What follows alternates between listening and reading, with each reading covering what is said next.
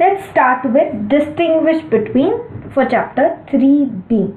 First जो हम distinguish between कर रहे हैं, ऑलरेडी एग्जाम का पार्ट रह चुका है और बहुत इंपॉर्टेंट भी है, please pay attention. Perfectly elastic demand और infinite elastic demand. Perfectly elastic और परफेक्टली इनइलास्टिक डिमांड में डिफरेंस पूछ रहे हैं. तो यदि आपने ग्राफ अच्छे से समझ लिए तो इसमें प्रॉब्लम नहीं है. देखो, when small change in price brings a infinite change in quantity demanded, demand is said to be perfectly elastic. Actual में ऐसा रियल लाइफ में होता नहीं है कि थोड़ा सा प्राइस चेंज हो और इनफाइनाइट चेंज हो क्वांटिटी डिमांडेड में. बट समझाने के लिए elasticity of demand doctor Alfred Marshall ने ये लिया है कि it is perfectly elastic demand where small change in price brings in infinite change in quantity demanded. और perfectly inelastic demand में क्या होता है, when change in price does not bring any change in demand. तुम price बढ़ाओ, तुम price घटाओ, demand में चेंज होता ही नहीं. It is said to be perfectly inelastic demand. Elastic में रबर बैंड सोचो कि खिंचता है, इनइलास्टिक में रॉड सोचो जो बिल्कुल नहीं खिंचती, उसको कितना भी खींचो. और हमेशा ध्यान रखो, रबर बैंड की पोजीशन ऐसे रखो और खींचोगे तो लंबा हो जाएगा. रॉड की पोजीशन ऐसे रखो, खींचोगे तो खींचेगी ही नहीं. तो ऐसा याद करोगे, ये ध्यान रखोगे तो आगे ग्राफ में काम आएगा. कैसे, आई विल शो यू.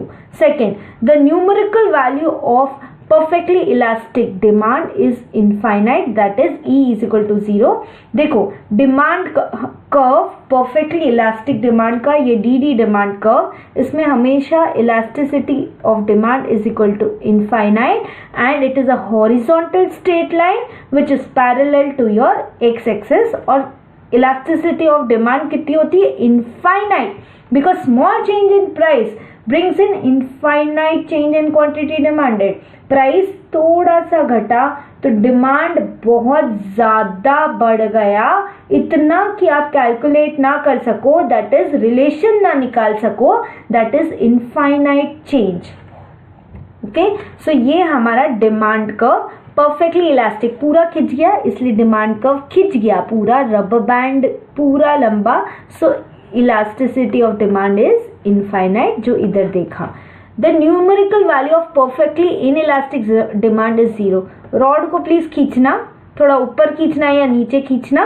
खींच रही है स्टील की रॉड, नहीं खींच रहे तो फिर इलास्टिसिटी ऑफ डिमांड कैसी होती है, 0, खींचती ही नहीं.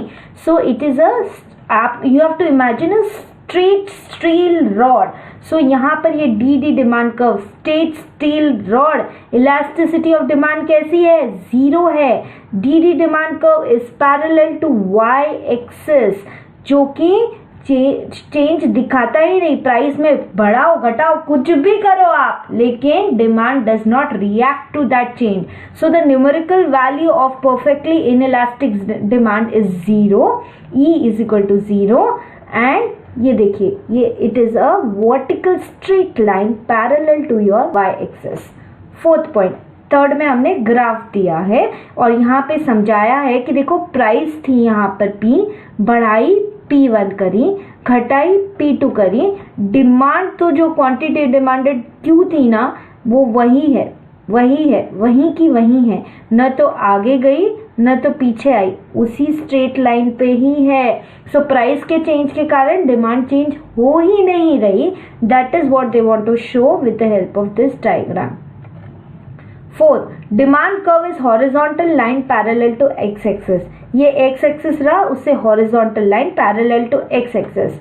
इसमें क्या है, demand curve is vertical line parallel to Y axis. ये वर्टिकल लाइन, यहाँ वर्टिकल लाइन दिखाया where E is equal to 0 parallel to Y axis.